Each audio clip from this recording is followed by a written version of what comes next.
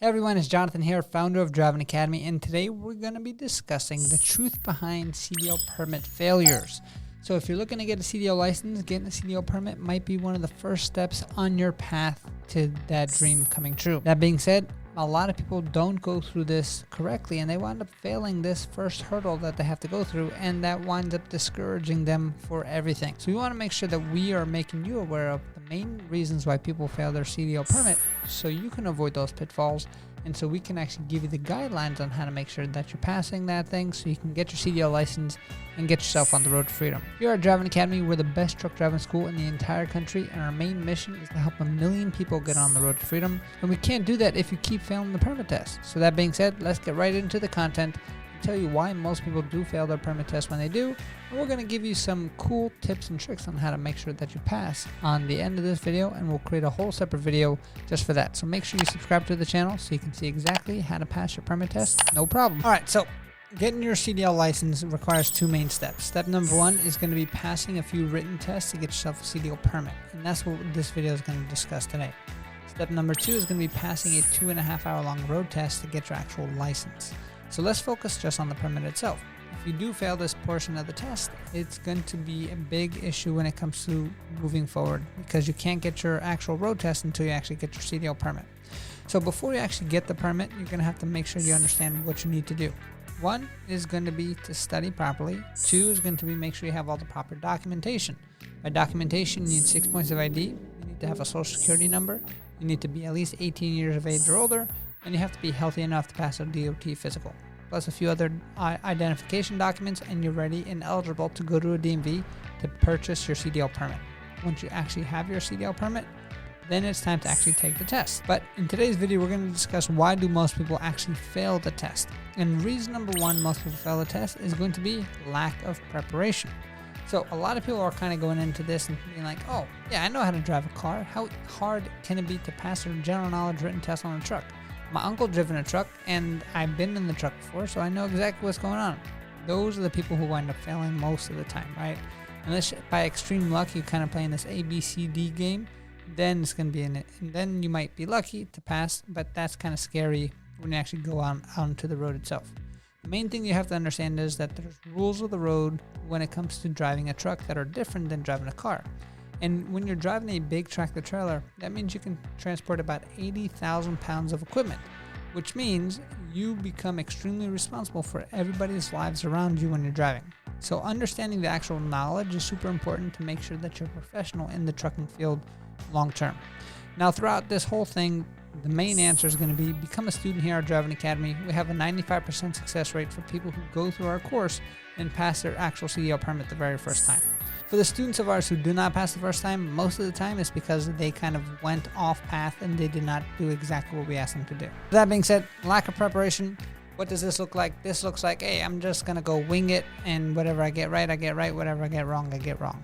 So that's definitely a no-go. There's actually a study that says if you do about 10 hours a week of preparation, you have a much higher chance of actual passing. When it comes to our courses here, the cool thing about Driving Academy to fully prepare you is that we're going to give you about 40 hours of training. And the cool thing is you could do it at your own time at home through your own student portal, or you can come in person in one of our classrooms and actually get trained there. And the way our training program is actually designed is to prepare you to actually pass. But it's also to prepare you for the real life knowledge. Because the main thing that you have to understand is that DMV is kind of tricky. And if you just study questions and answers only, and that's your preparation model, at that point, DMV can just change one of the words in the question, and then all of a sudden it's a completely different answer. So what we understand is, hey, let's give these students the actual knowledge that they need in order to be successful truck drivers. And if we're giving them that foundational knowledge, no matter what question is asked for them on the test, they're ready to rock and roll. So we actually go with you through the CDL manual, and we break it down into digestible sections. The CDL manual can be super daunting and super big. So we make sure it's bite-sized pieces where you're just focusing on one section at a time, and it builds off of each other. So you're going to be reading some of the book while you're going through the training with us. We're going to be showing you training videos on exactly what you learned to make sure you encompass everything. You're You're going to be answering questions inside the book and then making sure that your questions are correct. After you go through all the material, of course, we're going to give you a bunch of quizzes and practice tests. And if you get 90% or better on our test, then you're ready to rock and roll and go to the DMV. If you're not aware, in order to actually pass your actual CDL permit, you're going to need to pass with at least an 80% or higher. Once you get to the 80%, then the test is over and you pass and you're good to go. Depending on which test you do take and how many questions, depends on how many questions you have to get right. As an example, general knowledge is going to be 50 questions. And at that point, you're going to have to get 40 questions correct, which also means you can get 10 questions wrong and still be able to pass that general knowledge test. If you're going to go for the Class A, you're also going to need to make sure you pass air brakes and combination vehicle. If you're going to go for the CDL Class B, then air brakes is definitely a requirement. And if you want to add passenger, so it gives you the ability to drive buses as well, is also a great option that we make sure all of our students know about. Number 2 reason why people do fail is going to be they're terrible test takers and they're full of anxiety, right? So during the test day, we understand that things can get nervous. Now, the way to overcome this is going to make sure that you have the proper preparation and make sure you do enough practice tests and go through the proper training. However, there's people I know that show up and then they just forget everything.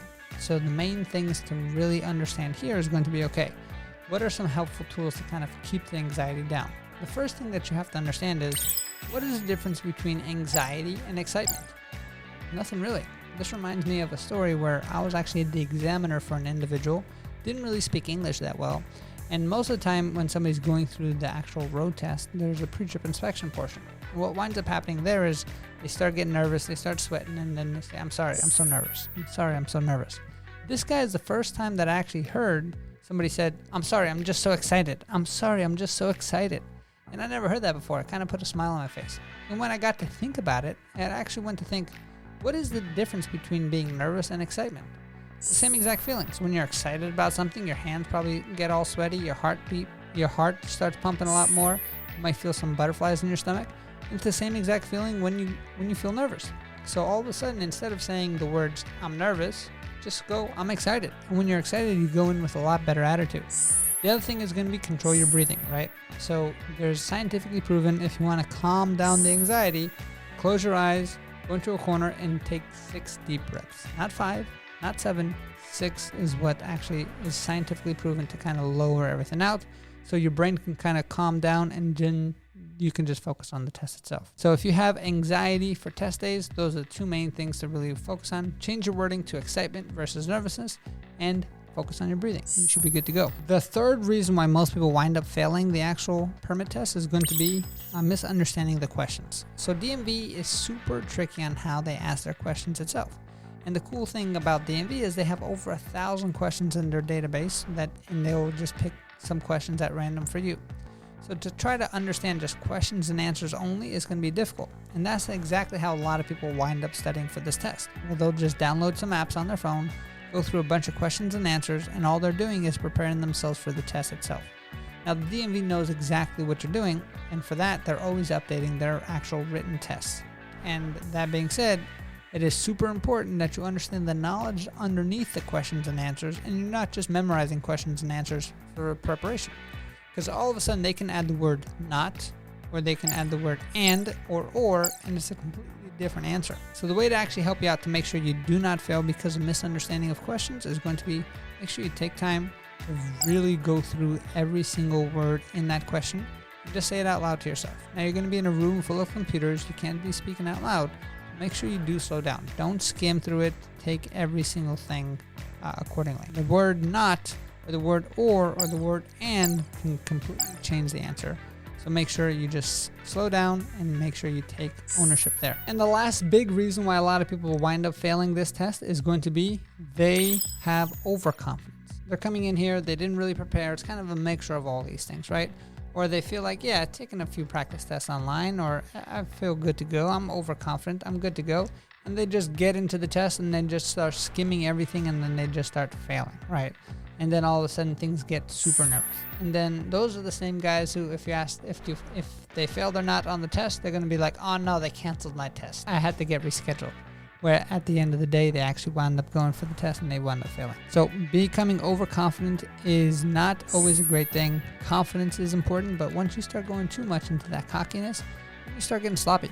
And once that happens, then you're doomed for failure. So if you avoid all of those things, your chances of passing will increase dramatically. And if you want at least a 95% chance of passing the test the very first time, and making sure that you're getting the proper foundation so you can be a successful truck driver long term, I definitely recommend being a student here at Driving Academy.